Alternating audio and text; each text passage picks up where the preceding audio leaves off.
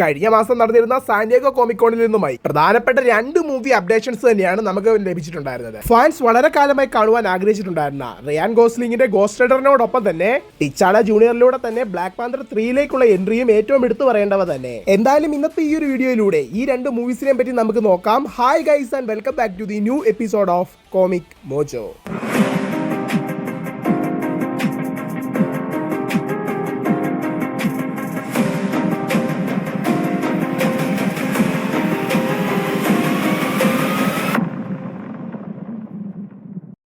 പ്രധാനമായിട്ടും ആദ്യം തന്നെ ഗോസ്റ്റ് റൈഡർ റയാൻ ഗോസ്ലിംഗിനെ നായകനാക്കി 2028 റിലീസാക്കുവാനായി മാർവൽ പ്ലാൻ ചെയ്തുകൊണ്ടിരിക്കുന്ന മൂവി തന്നെയാണ് ഗോസ്റ്റ് റൈഡർ എന്നത്. 2028 ഡിസംബറിൽ ഓൾറെഡി ബ്ലാക്ക് പാന്തർ 3 കൺഫേം ചെയ്തിരിക്കുന്നതുകൊണ്ട് തന്നെ അതിന് മുമ്പത്തെ ഒരു 3 മാസങ്ങൾക്ക് മുമ്പോ അല്ലെങ്കിൽ ഒരു 6 മാസം മുമ്പോ ആയിരിക്കാം ഈ ഒരു മൂവിയുടെ റിലീസ് ഉണ്ടാവുക. ഇനി ഈ ഒരു മൂവിയിൽ ഏതൊരു വേർഷനുള്ള ഗോസ്റ്റ് റൈഡർ ആണ് റയാൻ ഗോസ്ലിംഗ് ചെയ്യാൻ പോകുന്നതെന്ന് ചോദിച്ചു കഴിഞ്ഞാൽ ഇതുവരെ കൺഫേം ചെയ്തിട്ടില്ല എങ്കിലും ചില റൂമേഴ്സ് ഉണ്ട്, അത് നമുക്ക് പറയാം. കോമിക്സിലാണെങ്കിലും ഒരുപാട് വേർഷൻസിലുള്ള ഗോസ്റ്റ് റൈഡേഴ്സിനെയാണ് നമുക്ക് കാണുവാൻ സാധിക്കുക. നിക്കോളാസ് കേജിന്റെ ജോണി ബ്ലേസിനെ നമ്മൾ ഓൾറെഡി മൂവീസിലൂടെ കണ്ടതാണ്. മാത്രമല്ല ഏജൻസ് ഓഫ് ഷീൽഡിലൂടെ റോബി റൈസിനെയും കണ്ടിരുന്നതാണ്. അതുപോലെ തന്നെ ജോണി ബ്ലേസിന്റെ ബ്രദർ ആയിട്ടുള്ള ഡാനി കേജ് എന്ന് പറഞ്ഞൊരു ക്യാരക്ടർ ഉണ്ട്. ഈ ഒരു വേർഷനുള്ള ക്യാരക്ടറിനെ ഇതുവരെ മൂവീസിലേക്ക് കൊണ്ടുവന്നിട്ടുമില്ല. എന്തായാലും ഫാൻ റൂമർ പ്രകാരം ഒന്നെങ്കിൽ ജോണി ബ്ലേസ് അല്ലെങ്കിൽ ഡാനി കേജ് ഈ ബ്രദേഴ്സിൽ ഒരു ക്യാരക്ടർ ആയിട്ടായിരിക്കും റയാൻ ഗോസ്ലിംഗ് ഈ ഒരു മൂവിയിലൂടെ അപ്പിയറൻസ് ചെയ്യുക. അതുപോലെ തന്നെ എടുത്തു പറയേണ്ടതാണ് ഈ ഒരു മൂവിയുടെ ഡയറക്ടർ ആയിട്ടുള്ള Shawn Levy. Already Deadpool and Wolverine movies ഒക്കെ ഡയറക്ട് ചെയ്തിട്ടുണ്ടായിരുന്ന ഇങ്ങേർക്ക് ഈസിലി മറ്റൊരു മാർവൽ പടവും കണ്ടക്ട് ചെയ്യാൻ സാധിക്കുമെന്ന് ഉറപ്പാണ്. മാത്രമല്ല ഗോസ്റ്റ് റൈഡർ എന്ന ക്യാരക്ടർ തന്നെ കുറെ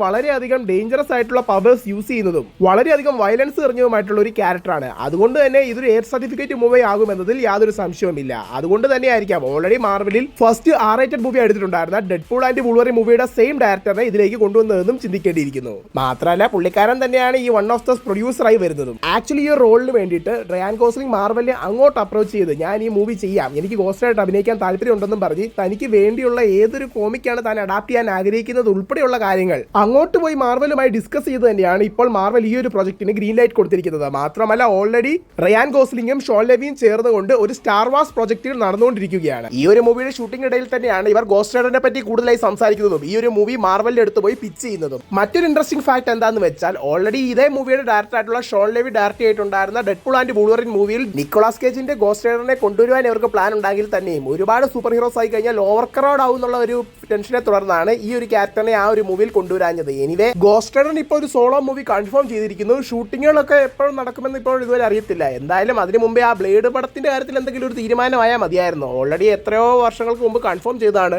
അതിന്റെ കൂടെ കൺഫേം ചെയ്തിട്ടുണ്ടായിരുന്ന മൂവീസുകളിൽ 90% ഇറങ്ങി കഴിഞ്ഞിരിക്കുന്നു. ആ പാട് ഇറങ്ങാനുള്ളത് ബ്ലേഡ് മാത്രമാണ്. എന്തായാലും ഒരു കാര്യം ഉറപ്പാണ്, ghost rider, blade, moon night തുടങ്ങിയിട്ടുള്ള പല ക്യാരക്ടേഴ്സിനെയും ചേർത്ത് മെഫിസ്റ്റോയെ മെയിൻ വില്ലനാക്കിക്കൊണ്ട് ഒരു സൂപ്പർ നാച്ചുറൽ സാഗ തന്നെ മ്യൂട്ടൻ സാഗയിൽ നടക്കുന്ന ആ സെയിം ടൈമിൽ തന്നെ നടക്കുന്ന രീതിയിൽ കാണിക്കുവാനായി മാർവൽ പ്ലാൻ ചെയ്യുന്നുണ്ടെന്ന് കുറേ വർഷങ്ങളായി നമ്മൾ കേൾക്കുന്നതാണ്. അതിന്റെ ഒരു അടുത്ത സ്റ്റെപ്പായിട്ട് തന്നെ ആയിരിക്കാം ഇപ്പോൾ ഗോസ്റ്റ് റൈഡറിനെ കൺഫേം ചെയ്തിരിക്കുന്നത്. നേരത്തെ നമ്മൾ സംസാരിച്ച പോലെ തന്നെ ഏത് വേർഷനിലുള്ള ഗോസ്റ്റ് റൈഡർ എന്നത് തന്നെയാണ് അടുത്ത ചോദ്യം. ജോണി ബ്ലേസിന്റെ കഥയില്ലാതെ ഡാനി കേജിന്റെ കഥ പറയാൻ പറ്റുകയില്ല. ഇവർ ഇരുവരും ലോങ് ലോസ്റ്റ് ബ്രദേഴ്സ് ആണ് എന്നതിനോടൊപ്പം തന്നെ സ്പിരിറ്റ് ഓഫ് വെഞ്ചൻസും എല്ലാം ഒന്നിച്ചു ചേരുമ്പോൾ തന്നെയാണ് ഇവർ ഗോസ്റ്റ് റൈഡറായി മാറുന്നത്. ഇനി മറ്റൊരു ഓപ്ഷൻ ഉള്ളത് ജോണി കേജ് വേറെ ഏതെങ്കിലും ഒരു പോപ്പുലർ ആക്ടറിനെ കാസ്റ്റ് ചെയ്ത് പുള്ളി ഓൾറെഡി എക്സിസ്റ്റിംഗ് ആയിട്ടുള്ള ഒരു ഗോസ്റ്റ് റൈഡർ ആയിട്ട് കാണിക്കുന്ന രീതിയിൽ കൊണ്ടുവരാൻ വേണ്ടിയിട്ടും ഒരു സാഹചര്യമുണ്ട്. എന്തായാലും ഗോസ്റ്റ് റൈഡറിനെ കൺഫേം ചെയ്തിരിക്കുന്നതുകൊണ്ട് തന്നെ സാഷ ബാരൻ ഹോഗന്റെ മെഫിസ്റ്റോ ക്യാരക്ടറും ഈ ഒരു മൂവിയിലൂടെ അപ്പിയറൻസ് നടത്തുമെന്നുള്ള കാര്യം 100% കൺഫേം തന്നെ. എന്തായാലും ഇപ്പോൾ തന്നെ സൂപ്പർ നാച്ചുറൽ സായക്ക് വേണ്ടിയിട്ടുള്ള പല ക്യാരക്ടേഴ്സിനെ MCUവിൽ കൊണ്ടുവന്നിട്ടുണ്ട്. ഉദാഹരണമായിട്ട് blade, black night, moon night, ഇപ്പോൾ ഇതാ ഗോസ്റ്റ് റൈഡറും. വേണമെങ്കിൽ ഡോക്ടർ സ്ട്രേഞ്ചിനെ കൂടി കൂട്ടുകയാണെങ്കിൽ കുറച്ചുകൂടി നല്ല കാര്യം. എന്തായാലും ഇവരെല്ലാം കൂടി ചേർന്ന് വരാൻ പോകുന്ന മിഡ് നൈറ്റ് സൺസ് എന്ന ടീം അതായിരിക്കും മേ ബി ഫ്യൂച്ചറിൽ MCUവിനെ ഒരു അടുത്ത ലെവലിലുള്ള അവഞ്ചേഴ്സ് പോലുള്ള സൂപ്പർ നാച്ചുറൽ എലിമെന്റ്സിനെ എല്ലാം കൺട്രോൾ ചെയ്യുന്ന വളരെയധികം പവർഫുൾ ആയിട്ടുള്ള ഒരു ടീമിന്റെ ഒരു പുതിയ തുടക്കം തന്നെ കൊണ്ടുവരാൻ പോകുന്നതെന്ന് നമ്മൾ പറയേണ്ടിയിരിക്കുന്നു. മാത്രമല്ല ഈ ഗോസ്റ്റ് റൈഡർ ആയിട്ട് പുള്ളി വരാതിരിക്കുന്ന ഈ ഒരു മൂവിക്ക് മുമ്പ് തന്നെ മേ ബി സീക്രട്ട് വാർസിലോ അതല്ല ഒരു ചെറിയ ക്യാമിയോ റോളിൽ ഈ ഒരു ക്യാരക്ടറിന്റെ ഗോസ്റ്റ് റൈഡർ വെർഷനെ കാണിച്ചു പോകാനും സാധ്യതകളുണ്ട്. അടുത്തത് ബ്ലാക്ക് പാന്തർ 3. മുമ്പത്തെ 2 മൂവീസുകളും ഡയറക്ട് ചെയ്തിട്ടുണ്ടായിരുന്ന റയാൻ ഗൂഗ്ലർ തന്നെ ഈ ഒരു 3ാമത്തെ ഭാഗം ഡയറക്ട് ചെയ്യുന്നു എന്നത് തന്നെയാണ് ബ്ലാക്ക് പാന്തർ 3യോടുള്ള ആദ്യ പ്രതീക്ഷ. ചാഡ്വിക് ബോസ്മാനെ ഹോണർ ചെയ്യുന്ന രീതിയിൽ തന്നെ ഈ ഒരു ക്യാരക്ടറിനെ തന്നെ റീകാസ്റ്റ് ചെയ്യാതെ പകരം പുള്ളിയുടെ മകനെ തന്നെ ക്രിയേറ്റ് ചെയ്ത് അതുവഴി പുതിയൊരു ലെഗസി ബിൽഡ് ചെയ്യുവാനായി ഈ ഒരു മൂവി ഡയറക്ടറിന് സാധിച്ചു എന്നത് എടുത്തു പറയേണ്ട ഒരു കാര്യമാണ്. ആക്ച്വലി ബ്ലാക്ക് പാന്തറിനെ പറ്റി പറയുവാനായി ഒരുപാടധികം സ്റ്റോറീസ് ഉണ്ട്. എങ്കിൽ തന്നെയും അത് എടുക്കുന്നതിന് മുമ്പേ ചാഡ്വിക് ബോസ്മാൻ നമ്മളെ വിട്ട് പിരിഞ്ഞു പോയി എന്നതുകൊണ്ട് തന്നെയാണ് ഇങ്ങനെ ഒരു പ്ലാൻ ഡെവലപ്പ് ചെയ്യേണ്ടി വന്നത്. അതുപോലെ തന്നെ ഗോസ്റ്റ് റൈഡർ മൂവി പോലെ തന്നെ 2028 തന്നെയാണ് ഇതിന്റെ റിലീസ് പ്ലാൻ ചെയ്യുന്നത്. മാത്രമല്ല റിലീസ് ഡേറ്റ് എന്നത് ഡിസംബർ 18 ഇപ്പോൾ കൺഫേം ചെയ്തിട്ടുമുണ്ട്. ഓൾറെഡി ഈ ഒരു മൂവി മൂവിയിൽ ബ്ലാക്ക് പാന്തറായി അഭിനയിക്കുന്ന ഡേവിഡ് ജോൺസ്, ലെറ്റ്യ വൈറ്റിന്റെ ഷൂരി, വിൻസ്റ്റൺ ഡ്യൂക്ക് അഭിനയിക്കുന്ന എംബാക്കു എന്ന ക്യാരക്ടേഴ്സ് ഓൾറെഡി കൺഫേംഡ് ആണ്. ഇവരെ കൂടാതെ കൺഫേം ചെയ്തിട്ടുള്ള മറ്റൊരു ആക്ടറാണ് ഡെൽസൺ വാഷിംഗ്ടൺ. വളരെയധികം പോപ്പുലർ ആയിട്ടുള്ള ഈ ഒരു ആക്ടർ തന്നെയാണ് കഴിഞ്ഞ വർഷമേ ഞാൻ ഈ ഒരു ബ്ലാക്ക് പാന്തർ തേർഡ് പാർട്ടിൽ ഉണ്ടാകുമെന്ന് കൺഫേം ചെയ്തത്. അതായത് തനിക്ക് വേണ്ടിയിട്ട് ഒരു പർട്ടിക്കുലർ ക്യാരക്ടറിനെ റയാൻ കൂഗ്ലർ എഴുതുന്നുണ്ടെന്നും അത് ഇൻട്രസ്റ്റിംഗ് ആയിട്ടുള്ള ഒരു ക്യാരക്ടർ ആണെന്നും നിങ്ങൾ എല്ലാവരും വളരെയധികം എൻജോയ് ചെയ്യുമെന്നാണ് ഒരു വർഷം മുമ്പേ പുള്ളി പറഞ്ഞത്. എന്തായാലും മോസ്റ്റ് പ്രോബബ്ലി ഒരു വില്ലൻ ക്യാരക്ടർ ആയിട്ടായിരിക്കാം പുള്ളിക്കാരൻ ഈ ഒരു മൂവിയിൽ അപ്പിയറൻസ് നടത്തുക. ഈ സൂപ്പർ നാച്ചുറൽ സാഗയും ഇതുമെല്ലാം മിക്സ് ആയി വരുന്നതുകൊണ്ട് തന്നെ അച്ചുബി എന്ന് പറഞ്ഞൊരു ക്യാരക്ടർ കോമിക്സിലുണ്ട്. അത് ആക്ച്വലി ബ്ലാക്ക് പാന്തറിന്റെ ഒരു വില്ലനാണ് എന്നതിനോടൊപ്പം തന്നെ തന്റെ സോൾ സ്വയം സാക്രിഫൈസ് ചെയ്ത് മെഫിസ്റ്റോഡയിൽ നിന്ന് പവർ ഗെയിൻ ചെയ്തിട്ടുള്ള ഒരു ഈവിൾ ക്യാരക്ടർ തന്നെയാണ് ഈ ഒരു അച്ചുബി എന്ന് പറയുന്നത്. കോമിക്സിൽ ബ്ലാക്ക് പാന്തറുമായി പലപ്പോഴായി ഈ ഒരു ക്യാരക്ടർ ഏറ്റുമുട്ടിയിട്ടുള്ളതായിട്ട് നമുക്ക് കാണുവാൻ സാധിക്കുന്നത് തന്നെ.